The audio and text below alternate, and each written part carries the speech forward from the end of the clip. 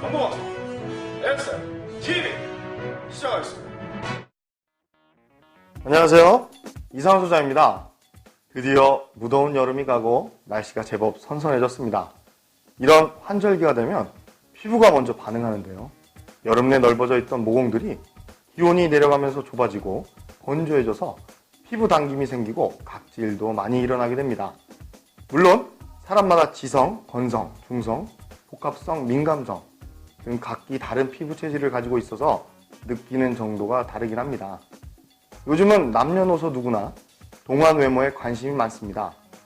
동안 외모의 핵심은 아무래도 피부일 텐데요. 그래서 환절기 피부 관리를 어떻게 해야 할지 알아보도록 하겠습니다.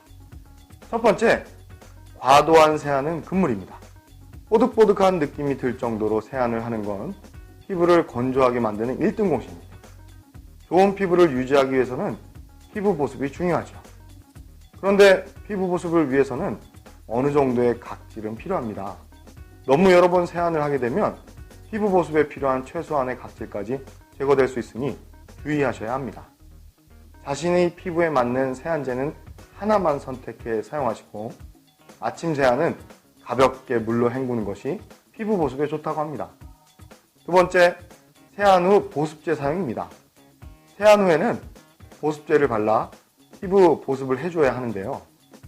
보습 효과를 높이려면 세안 후 타올로 물기를 모두 닦는 것이 아니라 물기를 털어낸다는 느낌으로 어느 정도 물기를 남긴 상태에 3분 이내에 보습제를 발라줘야 효과가 좋습니다.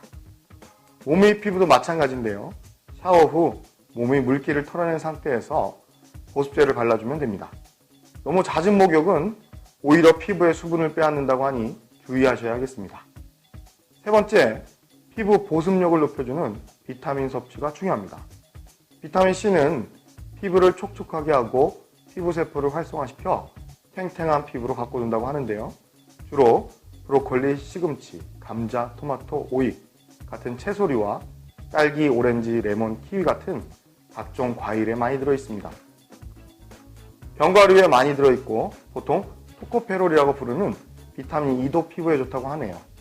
평소보다 환절기에는 채소와 과일 그리고 견과류를 조금 더 신경 써서 챙겨 드시면 좋겠습니다.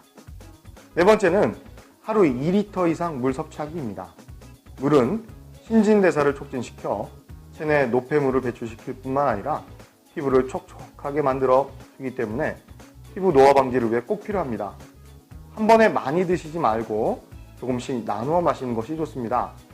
소화기관이 약한 분들은 차가운 물보다는 미지근한 물이 좋다고 하니 참고하시고요. 커피나 탄산음료는 오히려 수분을 배출시키는 역할을 하므로 다른 음료를 물 대신 드시는 것은 절대 좋지 않습니다. 마지막 다섯 번째는 스트레스를 받지 않는 것입니다. 물론 생활하며 스트레스를 안 받을 수는 없겠죠. 그래도 건전하게 스트레스를 해소할 수 있는 방법을 찾아보고 가급적 스트레스를 덜 받도록 심신을 단련하는 것은 어떨까요? 환절기 피부관리법을 설명드렸지만 결국 건강을 위해 중요한 것들이 대부분이네요. 꼭 실천해서 피부관리도 하고 건강도 챙겨서 즐겁고 행복한 가을 맞이하시길 바랍니다. SFTV는 다음 시간에도 건강하고 유익한 정보로 찾아뵙도록 하겠습니다. 고맙습니다.